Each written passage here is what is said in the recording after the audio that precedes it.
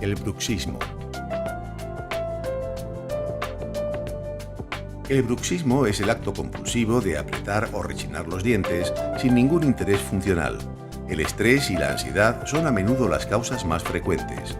Se calcula que el 80% de la población ha tenido algún episodio bruxista a lo largo de su vida, incluyendo adultos, adolescentes y niños. Y es una conducta muy nociva para los dientes, el periodonto y los músculos de la boca.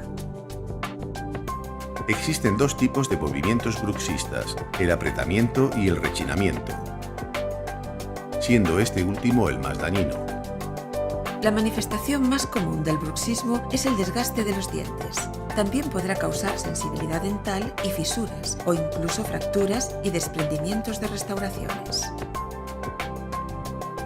Además, puede producir la pérdida de anclaje de los dientes.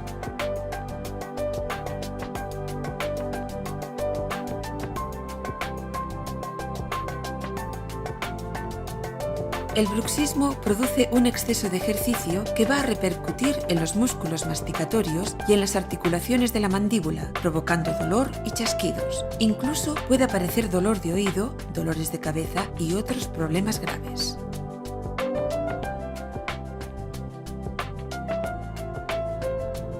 El bruxismo puede ser diurno o nocturno, siendo este último el más frecuente y que a menudo pasa desapercibido. Para evitar los efectos del bruxismo, su odontólogo le prescribirá una férula de descarga, también llamada férula oclusal o férula de relajación.